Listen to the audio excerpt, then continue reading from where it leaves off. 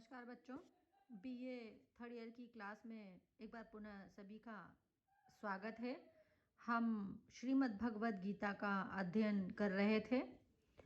यहाँ पर हम अध्ययन कर रहे थे कि पूर्व श्लोक में भी हमने अध्ययन किया था कि किस प्रकार से श्री कृष्ण अर्जुन को समझाते हैं कि कर्म करने में ही तुम्हारा अधिकार है, उसके फलों में नहीं।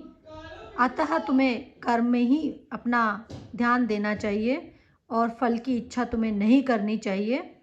इसी प्रकार से आगे वो समझा रहे हैं श्री कृष्ण अर्जुन को कि योगस्थ कुरु कर्माणि संग त्यक्त्वा धनंजय सिद्धि असिद्धियो समो भूत्वा समत्वम योग उच्यते। अर्थात धनंजय यहाँ अर्जुन के लिए प्रयुक्त किया गया है क्योंकि वो धनुष चलाने में सर्वश्रेष्ठ थे कि धनंजय, हे अर्जुन, योगस्थ संग त्यक्त्वा सिद्धि असिद्धियों, कि तुमको आसक्ति को छोड़कर सिद्धि और असिद्धि में समान होकर के तुम्हें समभूत्वा समान होकर के कर्म करना चाहिए, क्योंकि समता योग उच्यते, क्योंकि समता को ही योग कहा गया है। समता से तात्पर्य है कि सब प्रकार के द्वंद्वों में हम एक समान बने रहें, वो ही समता है। तो यहाँ पर यही बात श्री कृष्ण अर्जुन को समझा रहे हैं कि हे अर्जुन, तुम्हें योगस्थ योग में स्थित होकर तुम्हें कर्म करना चाहिए और तुम्हें योग संग त्यक्त्वा सब प्रकार की जो आसक्तियां हैं उनका तुम्हें परित्याग कर देना चाहिए। सिद्धि असिद्धि में समान होकर कर्म करना चाहिए, क्योंकि समता को ही योग कहा गया है, अर्थात समता ही योग कहलाती है। इसलिए तुम्हें समता से युक्त होकर के कार्य करना चाहिए। ये बात यहाँ पर श्री कृष्ण जो है अर्जुन को समझा रहे हैं। वो बताते हैं कि हमारा जीवन जो है वो कामनामय जीवन होता है और इसमें इंद्रियां जो है वो विषयों में उत्तेजित होकर अशांत रहती है। तो हमें इंद्रियों सुख के पीछे दौड़ने वाले विचार, जो भी संकल्प हैं, वो सब हमको निम्नगामी बना देते हैं।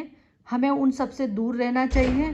कर्म में ही पूर्णतः शांति और स्थिरता लाने के लिए योग, आनंद, आत्मतृप्ति और आत्मसंयम आदि सजीव वातावरण मिल जाया करते हैं।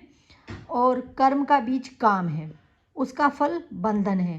प्राय कहा जाता है कि कर्म का त्याग किए बिना मुक्ति नहीं मिलती, परंतु कर्म के बिना इस जगत में जीवन नहीं रहता। जगत में रहना भी एक कर्म है और युक्ति से कर्म करने का अभिप्राय है विचार पूर्वक तुम्हें कार्य करना चाहिए। और किसी भी युक्ति के बिना, यानी कि विचार पूर्वक किए बिना जो कर्म होता है वो निष्प्राण होता है, उस कर्म की कोई भूमिका नहीं रह जाती है। अतः तुम्हें निष्काम भाव से युक्तिपूर्ण तरीके से तुम्हें कर्म करना चाहिए। और आसक्ति रखने वाला व्यक्ति तो कर्मों में फंस जाता है, किंतु तुम्हें आसक्ति नहीं रखनी है और कर्मों में तुम्हें नहीं फंसना है, अपितु तुम्हें कर्म के फलों से सदैव अपने आप को मुक्त रखना है। मुक्त रखने की इच्छा के साथ कर्म करना है।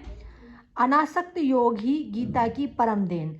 गीता में मुख्य रूप से जो गीता की मुख्य सार है वो अनासक्त योग है, अर्थात बिना किसी आसक्ति के कर्म करना। तो वही बात यहाँ पर इन्होंने बताई है कि तुम्हें अनासक्त योग में विद्यमान रहना है।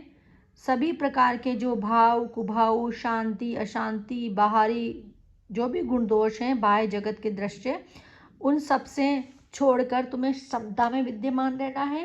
क्षमता मतलब तुम्हें समता में रहने से मतलब सब प्रकार के द्वंद्वों से मुक्त रहना है और अपना कर्म करना है।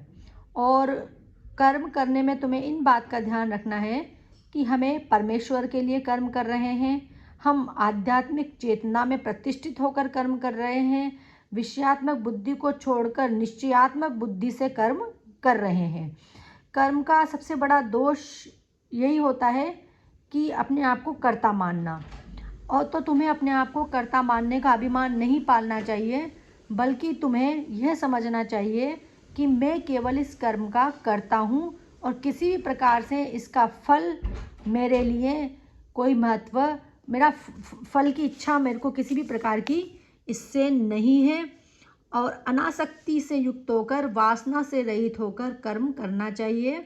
यही बात यहाँ पर श्री कृष्ण जो है अर्जुन को समझा रहे हैं कि अच्छे और बुरे के मोह को त्याग कर कर्म करो।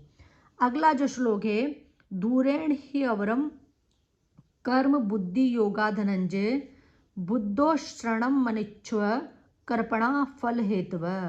यहाँ पर पुनः एक बार फिर से अर्जुन जो है उनको समझाते हैं श्री कृष्ण कि हे धनंजय, बुद्धि योगात कर्म दूरेण अवरम, कि बुद्धि योग से कर्म जो है वो दूरेण अवरम बहुत ज़्यादा तुच्छ है।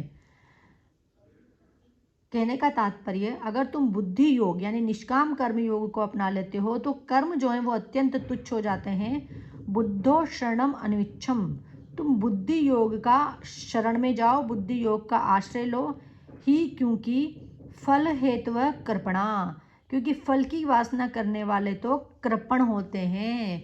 कहने का तात्पर्य ये है कि जो व्यक्ति फल की वासना करता है, फल की इच्छा करता है, वो व्यक्ति कृपण होता है, वो व्यक्ति उदार नहीं हो सकता। इसीलिए तुम्हें कर्म से फल की इच्छा प्राप्त नहीं करनी है, बल्कि तुम्हें ममता को त्याग कर समतापूर्वक कर्म करना है। यही बुद्धि योग का अभिप्राय है।